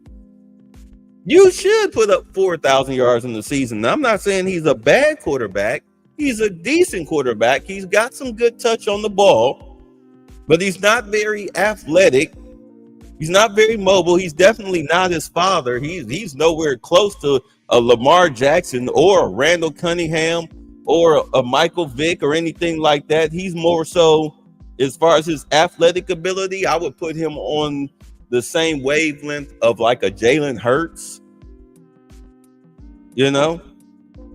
but he's got some things to clear up. He has to learn to stop trying to run outside of the tackle box. He's got to make faster reads. He holds on to the ball too long. And when he gets sacked, he's got to stop blaming his offensive lineman. He got blasted. He rolled out to the right outside the tackle box. Luckily, it had collapsed on him. So he ran outside the tackle box to get away from the defensive end on the ground. And then he stood there looking downfield, and it just happened to be a safety and a corner blitz. They eventually caught up with him from the backside and blasted his ass. And he going to turn around and glare at his offensive lineman. No, bruh, that was on you. Field awareness. Get rid of, if it's not there, run or get rid of the ball. The coaches would rather you get rid of the ball. But if it's there in the new NFL, run and slide. Run, get out of bounds or slide. He got destroyed. They cracked him. He gonna glare this off. Even though the announcer picked that up, he's glaring at his offensive lineman. Like, yeah, what is you doing?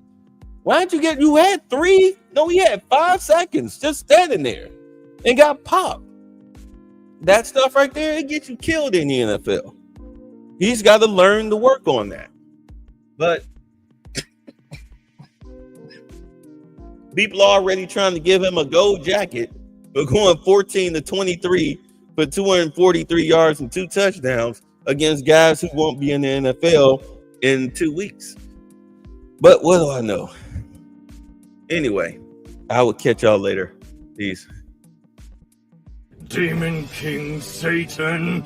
Satan! Nope, not Satan! creepy at all. Satan! Satan! Satan! Satan! Satan! Satan! I actually felt retarded, like really retarded. I need to brush my teeth retarded.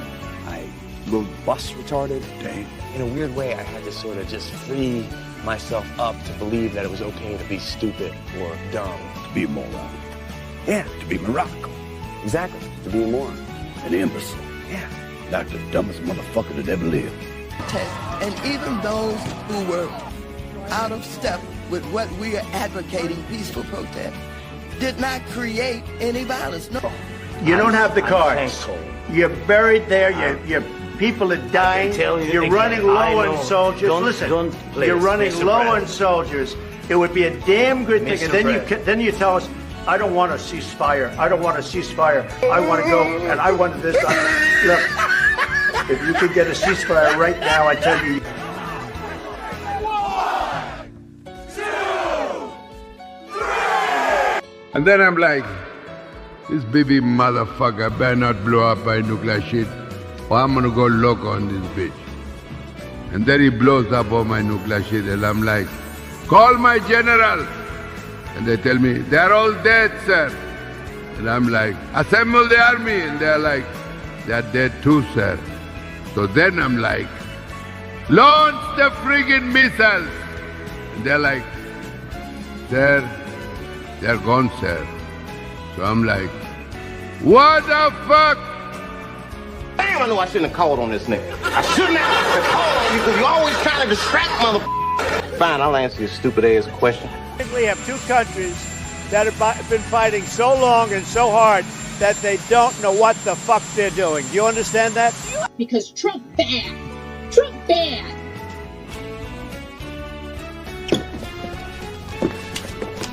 Get the fuck out!